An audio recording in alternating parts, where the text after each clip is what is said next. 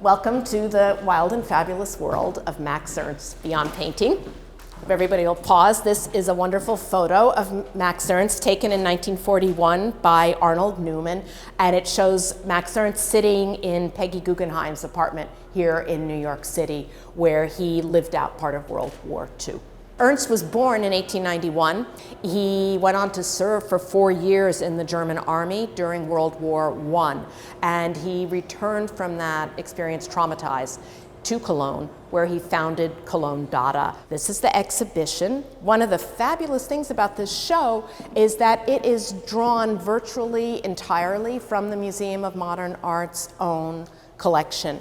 There are 100 works on view here, and as you look around, you can see that Max Ernst is an artist who works on paper, he makes print portfolios, he makes books, makes oil paintings, he makes collages, and he makes reliefs. So we're looking at a group of collages and overpaintings that Max Ernst made while living in Cologne in the 1920s, 1920 and in 1921. So one thing that's very fun to do in this show is to pay attention to all the little inscriptions that he puts on things. Here he's made it a little hard for you to see, but if you look along the bottom it says, La bicyclette graminée garnie de grelot, blah, blah, blah, which translates, we did this for you, as the graminious bicycle garnished with bells, the dappled fire damps, and the echinoderms bending the spine to look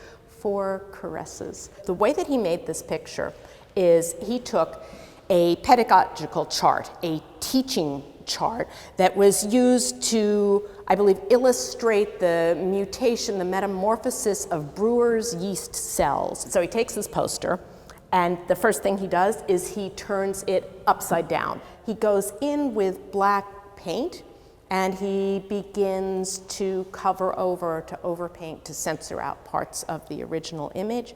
He adds along the bottom this wonderful little gray platformer stage, which sort of angles in like that. And if you think about how in an old-fashioned Renaissance painting, the device is used to construct an illusionistic perspectival space, that kind of orthogonal recession is one of the key things. But of course, Ernst quotes it, he sets the stage, and then at the same time, other parts of the picture are so resolutely flat. He goes in and he adds little wheels and gears and these great kind of flippy-flappy, I don't know what you would call them, fins on the side of what was a yeast cell, and it now looks for all the world like some sort of tightrope walker. So he creates this great animated, I think one author has described it as a circus, right? It's kind of a circus fantasy from something that at the start was prosaic and didactic. So all of these are overpaintings or collages that use found imagery in different ways. I'm just looking right, because Weiß, Greis und Blume. So now, again, you get the little text here, his signature. So Ernst, even before leaving Cologne, is thinking about what happens if he translates his collage or his overpainting strategies into the larger format of oil on canvas. This work was one that he began in 1923. He completed, and then he went back to it later, just like it was a found poster or a reproduction, but it's his own picture. And he said one of the things that he loved about this was that it enabled him to achieve a much insaner effect, right? So a more immediate hallucinatory quality that I think comes through. Okay, should we look at other things?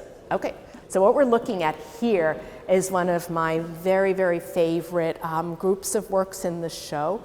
It's 16 images selected from a portfolio of 34 that was called Histoire Naturelle, or Natural History, that Ernst published in 1926.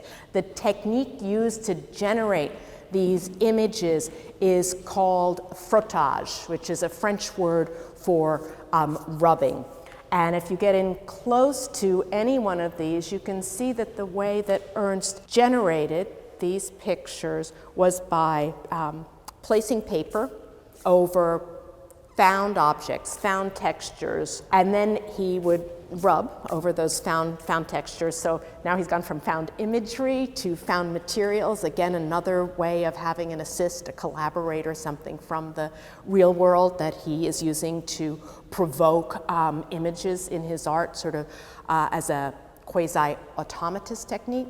And then he goes back in, right, and selectively adds details to transform what could have just been an inert pattern into these strange beings and beasties. He welcomed the way that reproduction, printing processes, removed his image one further step from the tactile material physical thing, because it heightens the illusionism of them. Anyway, this collage, LUP LUP introduces members of the Surrealist group. And LUP LUP was Ernst's most beloved and well-known alter ego.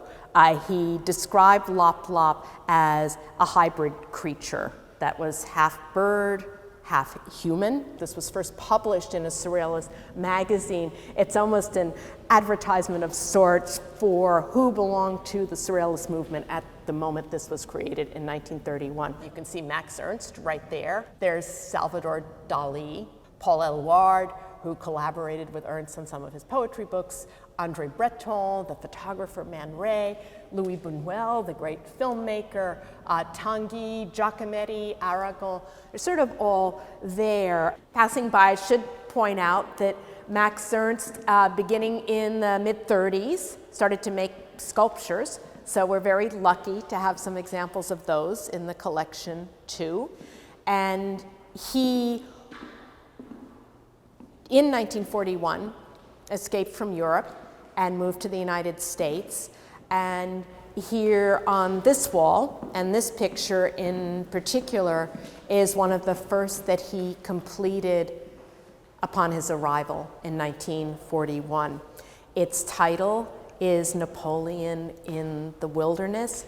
It's a work that he began in France before he left, and then completed in the United States in California, which apparently he drove to with Peggy Guggenheim in her convertible on a road trip across country from the East Coast.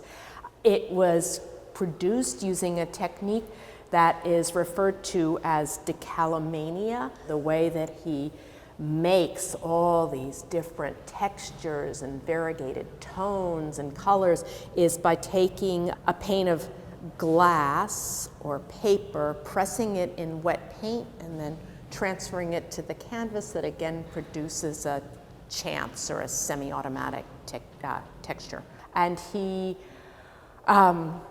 wrote about this work subsequently as one that perhaps was an inadvertent expression of how he felt himself to be at the time, that he could empathize. This isn't a triumphant Napoleon in the wilderness. It's not a victorious Napoleon. It's Napoleon in exile on the island of Alba, painted at a moment when Ernst himself is living in exile. The latest works in the show, or the last work, which is in fact the most recently acquired, it's a book called 65 Maximilliana that Ernst created in collaboration with a book designer and publisher called Iliazad. And so just in brief, what this is, 65 Maximilliana is an homage on Ernst's part to an unsung 19th century astronomer named Wilhelm Ernst Tompel, or maybe it's Ernst Wilhelm Tompel. I can't remember. Anyway, Ernst is in there somewhere, and Maximilliana refers to the name of a planetoid that Tompel discovered in 1861